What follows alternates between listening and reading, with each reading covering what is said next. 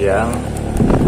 Di video kali ini saya dan teman-teman saya akan mempresentasikan tentang sistem pertandingan dalam penyelenggaraan pertandingan.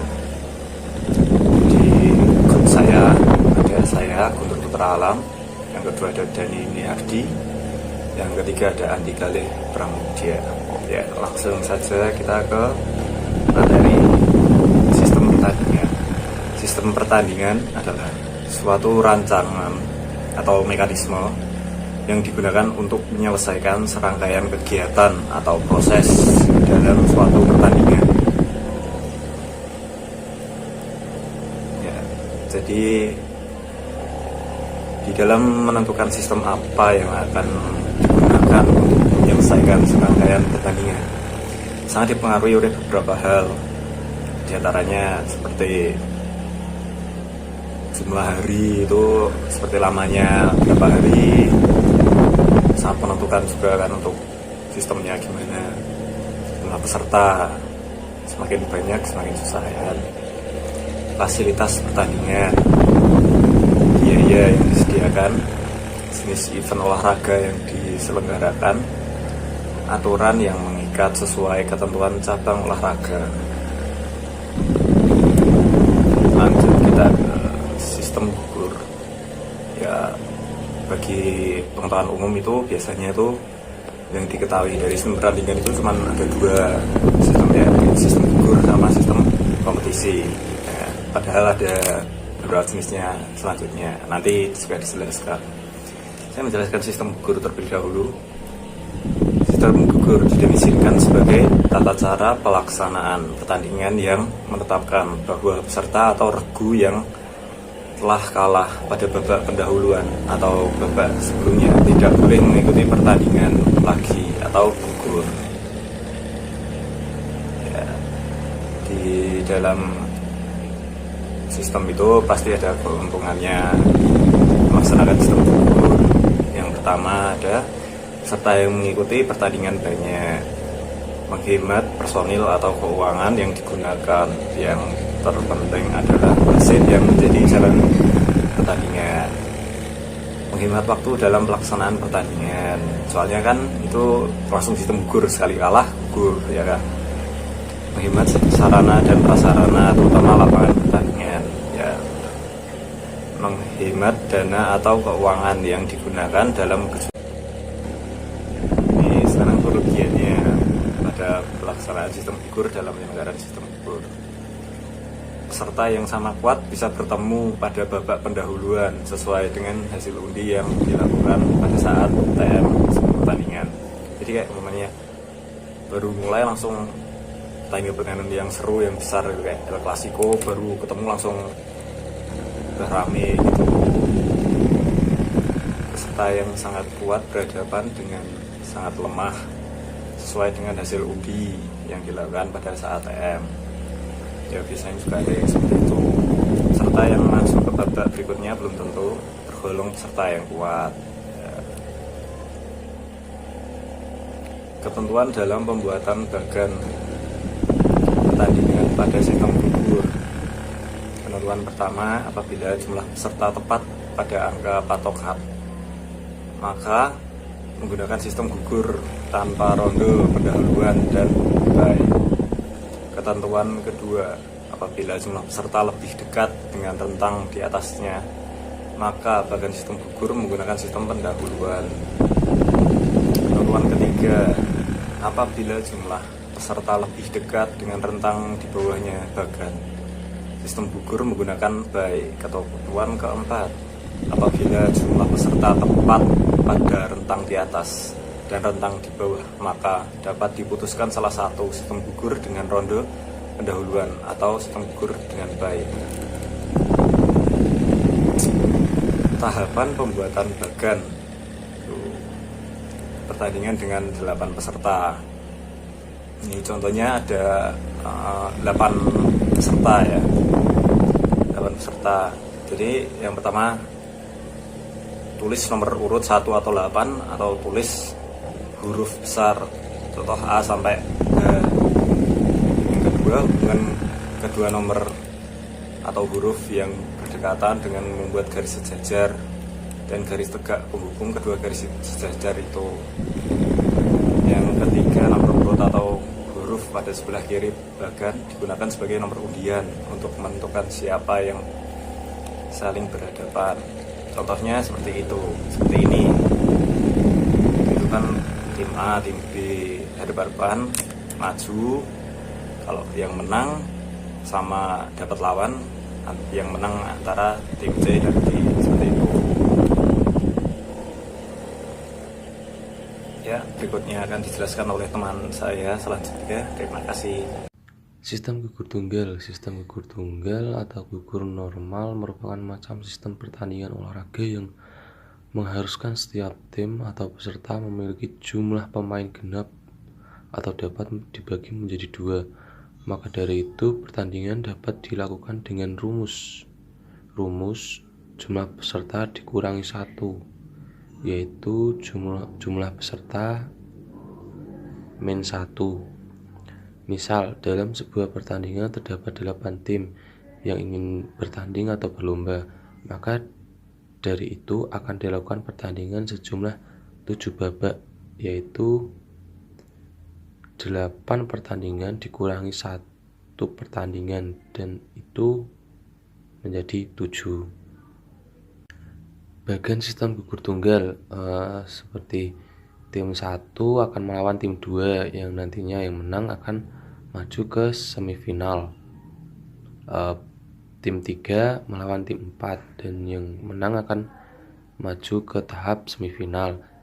Begitu seterusnya, dan setelah semifinal baru akan maju ke tahap final dan baru akan mendapatkan pemenang dalam pertandingan tersebut. Sistem gugur dengan bye. Sistem gugur dengan bye ini merupakan sistem pertandingan olahraga menggunakan sistem jumlah pemain ganjil. Maka dari itu, dalam bagian pertandingan terdapat beberapa tim yang tidak memperoleh lawan. Dan nantinya untuk pemain yang tidak memperoleh lawan biasanya diberikan hak istimewa yang bernama bye. Semisal yang lain ikut dalam tahap penyisihan, mereka langsung maju dan mendapat hak istimewa dan langsung maju ke tahap berikutnya. Sistem bye merupakan pemberian hak istimewa kepada peserta tertentu dalam sebuah pertandingan sehingga dapat langsung masuk ke tahap selanjutnya. Sistem gugur dengan bye misalnya saja seorang peserta yang tidak memperoleh lawan, peserta tersebut akan langsung masuk ke tahap 2 tanpa harus melewati tahap pertama terlebih dahulu.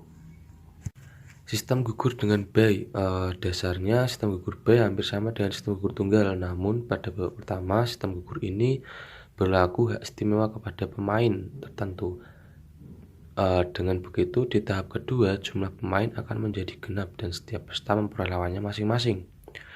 Macam sistem pertandingan olahraga dengan sistem bye dapat dilakukan dengan cara undian atau pengocokan, tergantung organisasi yang akan melaksanakan perlombaan tersebut. Kelemahan sistem gugur sided. Pertama, dalam babak pertandingan sudah dipastikan bahwa tim yang lemah akan gugur, namun tidak menutup kemungkinan terjadinya kejutan atau tim kuda hitam. Kedua, sistem ini kurang ideal jika digunakan untuk menyaring pemain yang kemampuannya di atas setara atau untuk pemilihan pemain berbakat. Sistem gugur ganda. Jenis sistem gugur yang terakhir ialah sistem gugur ganda. Sistem gugur ganda ialah macam sistem pertandingan olahraga di mana peserta yang kalah sebanyak 2 kali tidak diperbolehkan ikut dalam pertandingan selanjutnya dan dianggap gugur. Dalam sistem gugur ganda, peserta dapat melanjutkan pertandingannya selama masih kalah 1 kali. Sistem ini merupakan penyempurnaan dari sistem gugur tunggal tersebut. Sistem gugur ganda untuk bagan pertandingannya hampir sama dengan bagan pertandingan sistem gugur tunggal. Namun dalam bagan tersebut, peserta yang kalah dapat bertanding kembali dengan peserta yang menang sebanyak 1 kali lagi. Jika peserta tersebut kalah 2 kali, maka pertandingan dianggap selesai. Tetapi jika peserta sama-sama mengalami kekalahan 1 kali, maka akan diadakan pertandingan 1 kali lagi untuk menentukan pemenangnya. Ya, saya akan menjelaskan tentang sistem kompetisi. Sistem kompetisi itu ialah sistem pertandingan yang membutuhkan waktu cukup lama. Hal ini dikarenakan peserta melakukan pertandingan sebanyak beberapa kali. Maka dari itu, masing-masing peserta akan saling bertemu dalam pertandingan. Pemenang dalam sistem kompetisi ini akan dilakukan dengan penjumlahan angka atau poin paling tinggi, seperti itu.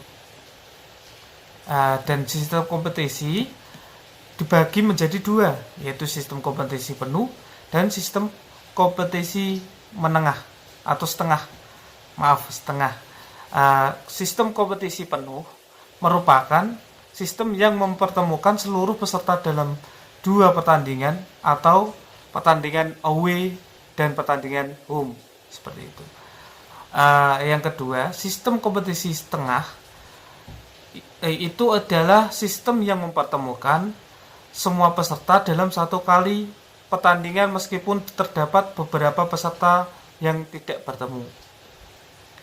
Dan sistem kompetisi biasanya menerapkan sistem penilaian angka seperti di bawah ini. Ada 3, yaitu peserta dapat memenangkan pertandingan jika memperoleh 3 poin. Maksudnya pemenang dari pertandingan ini itu akan mendapatkan 3 poin, seperti itu. Dan jika yang kedua, jika kedua tim seri atau imbang, itu akan mendapatkan 1 poin. Dan yang ketiga, jika tim yang kalah itu akan mendapatkan nilai poin 0, seperti itu. Dan kelebihan sistem kompetisi ini adalah tim yang menjadi juara merupakan tim yang paling kuat.